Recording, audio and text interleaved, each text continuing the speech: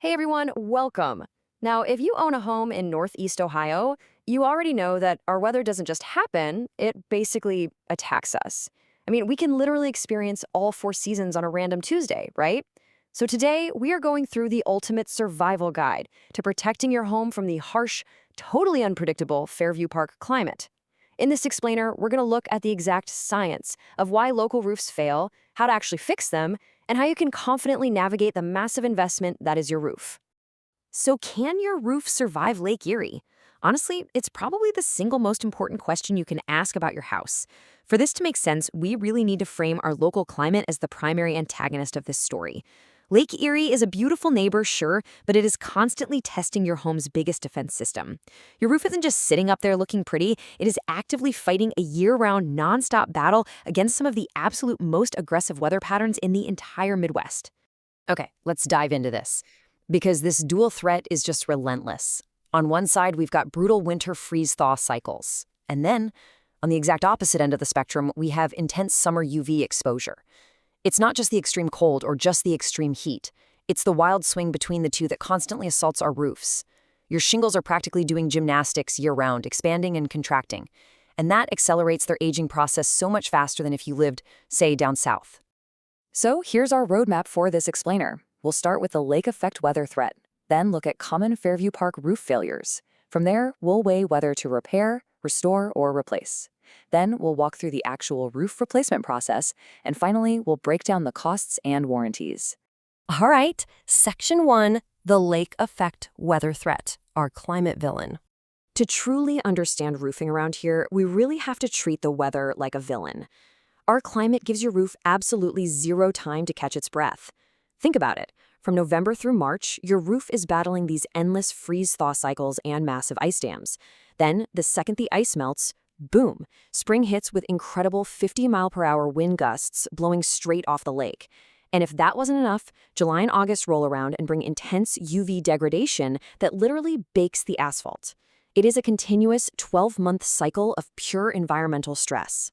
And the mechanics of this are pretty fascinating, actually. When we talk about freeze-thaw, we're talking about insane temperature swings. I mean, going from 15 degrees to 40 degrees in a single day.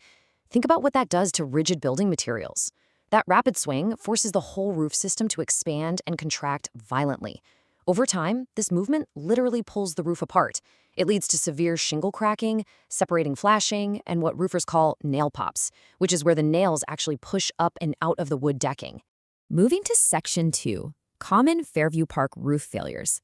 Let's look at the casualties. Now, what's really interesting about this slide is the hidden sequential danger of ice dam formation. It's not just, oh, there's some ice on my roof. It's an entire chain reaction. Step 1, heat escapes from a poorly ventilated attic. Step 2, that escaped heat melts the snow sitting higher up on your roof. Step 3, that melted water runs down to the eaves. Now, those eaves are cold because they extend past the warm house, so the water refreezes right there. Step 4, this creates a literal dam of solid ice, forcing all the new melting water to back up directly under your shingles and, unfortunately, straight into your living room ceiling. And, you know, the specific architecture of your home really dictates your risk. For instance, those classic 1960s split levels we see scattered all over the area, they are notoriously prone to those exact ice dams we just talked about, mainly because of their unique attic configurations. Conversely, if you live in one of the taller, two-story colonials over near the Rocky River border, your primary enemy is wind exposure. The wind patterns whip around those taller structures and can lift unsecured shingles right off the decking. It's a completely different battle depending on your street and your floor plan. But hey, it's not just the house itself, it's the landscaping too. Take the beautiful tree-lined neighborhoods around Bain Park and Gill's Sweet Park. Those gorgeous mature trees create heavy shade. And what happens is that shade keeps the north-facing roof slopes perpetually damp, which rapidly accelerates the growth of destructive algae. And this is wild. That dark streaking you see on roofs isn't just dirt. It's actually a living organism feeding on the limestone filler inside the asphalt shingles. It's actively destroying the roof while holding moisture right against it. All right, Section 3, repair, restore, or replace. Let's look at the decision matrix. So what do you actually do when you spot these issues? Think of this matrix kind of like medical triage for your house. An emergency repair is basically a Band-Aid. It stops active leaks and tarps over storm damage. for an immediate right-now fix. Restoration, on the other hand, is like physical therapy. If you've got maybe 5 to 10 years of life left in the shingles, a roofer can go in, address the ventilation, fix minor decking issues, and sort of nurse the roof along. But complete replacement, that's the full transplant. That means tearing off all the old materials down to the bare wood and installing a completely new architectural shingle system for decades of guaranteed protection. Now, whether you decide to restore or replace, you're going to hear a ton of contractor jargon. The absolute most important term you need to know is net-free area. To demystify this a bit, proper attic ventilation is basically the breathing system for your house. Modern building codes require a very specific mathematical balance between the fresh air coming into your soffits and the hot air exhausting out of your roof vents. If this calculation is even slightly off, your roof literally suffocates. Heat builds up, those ice dams form, and your brand new shingles will fail years before they actually should. Section 4, the roof replacement process. Let's demystify the actual work. If you do end up needing that full transplant, our goal here is to remove all the mystery and anxiety from the construction phase. Here are the major milestones of a legitimate roofing project. And remember, a legitimate process never ever cuts corners. It starts with a thorough inspection and a detailed written estimate. Then comes property protection, laying tarps and plywood over your landscaping. Next is the complete tear-off, exposing the bare wood decking so it can be inspected and repaired. Then they apply the underlayment, followed by the installation of high-wind rated architectural shingles, ideally rated for those 110-mile-per-hour lake effect gusts we get. Finally, it wraps up with a strict final inspection and the handing over of your warranty paperwork. Within that whole process, you've got to pay super close attention to the ice and water shield. This is a critical, rubberized, waterproof underlayment. While local codes generally require it along the eaves, a proper installation in a heavy snowbelt area like ours demands it in all the valleys, around the chimneys, and basically anywhere drifting snow can sit.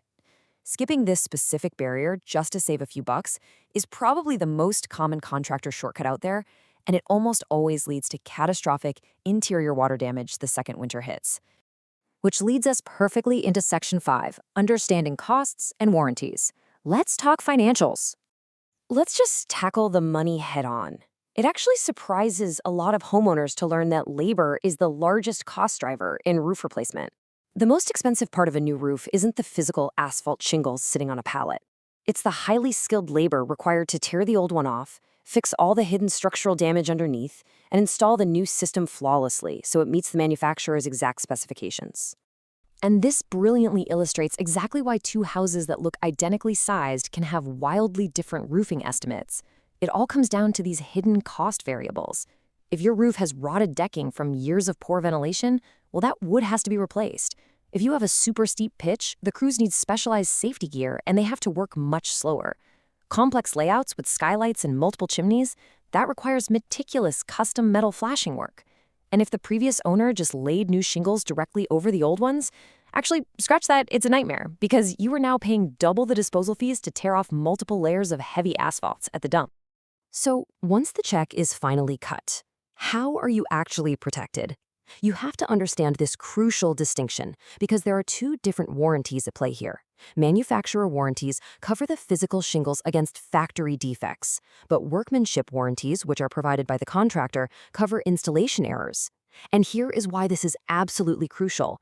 If a contractor does not follow the precise installation specs, say they use the wrong nailing pattern or they skip that ice and water shield we talked about, the manufacturer warranty instantly becomes void.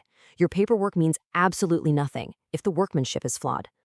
But listen, here is the genuinely good news. 1 to 3. That is the number of days it takes a professional crew to completely replace a typical 2,000 square foot roof. When you contrast the months or sometimes even years of anxiety watching a water stain grow on your ceiling with the rapid 1 to 3 day speed of a permanent solution, it really puts the whole project into perspective, doesn't it? Which brings us to our final question today. Knowing what you know now about the wild freeze-thaw cycles, the 50-mile-per-hour winds, and the hidden structural dangers of ice dams, is your home's biggest defense system truly prepared to survive the next Lake Erie storm? It's a provocative thought, but a vital one for sure.